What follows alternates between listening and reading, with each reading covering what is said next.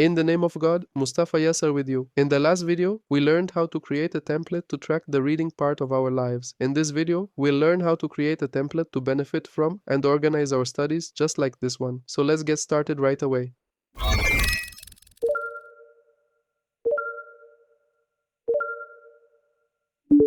First, by a search, we create a new page and let's call it University. We add an icon, let's say this one, and add a cover. We can move the image as you can see. Now we want to create a small database, so we'll type a slash, scroll down, and we'll find something called Database Inline Table View.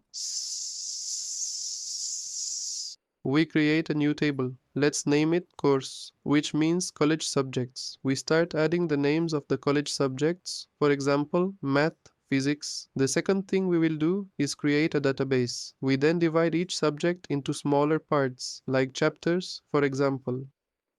What exactly do we need in this database? We need to add a column for the status.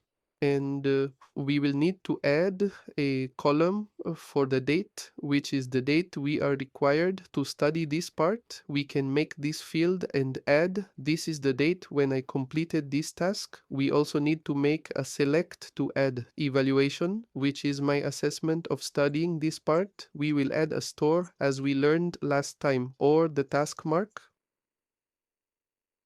Now we will learn something new, which is a relation.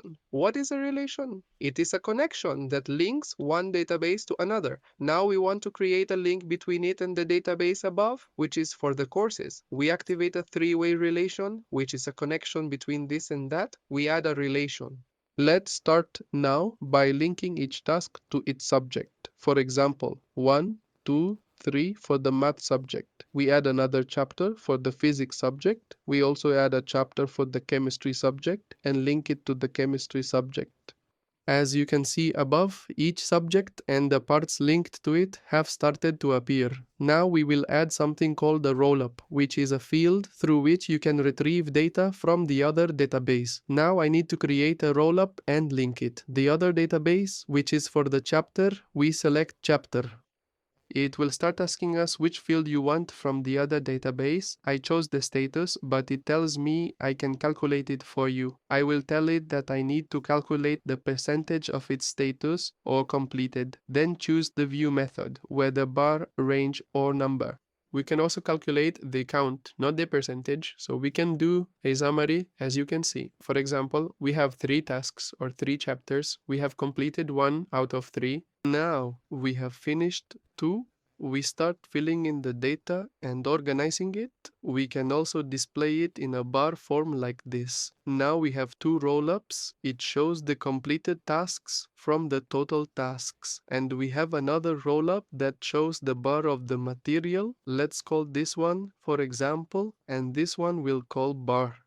We can do a grouping for the database by dividing them by courses or subjects exactly like this. So we have each subject with its tasks or chapters underneath. At that point, we won't need to show this column and we can remove it from here and from above. We can also do a sorted order from the evaluation so that when we come to review this task or review this chapter, we can see which one I am not good at to start with. As you can see, we can create a view as a board and the grouping is done by status. We can drag it in a very unique way. We can display the due dates so we know when we will do this task or when it is required from us. We can also add a task directly from here. Click and start filling in the data normally. We can add an icon and cover or image to the subjects on the page itself. We can create a new view gallery and the image we placed on the page appears. We can change it as we want. We can make it large or small or anything to create an image or not. We can pass the views, settings and display, for example, the progress bar. We can minimize it to make it look nicer than the 3 dots above we can create for the view. We can change the font like this. It's much better. The template we will make together today will be available in the description, just like last time. You can download it and use it right away and edit it as you like. And with that, we've finished today's video. Don't forget to like and subscribe to the channel to see more videos. If you have ideas for new templates or questions, you can write them in the comments and we'll see them in the next video. Bye.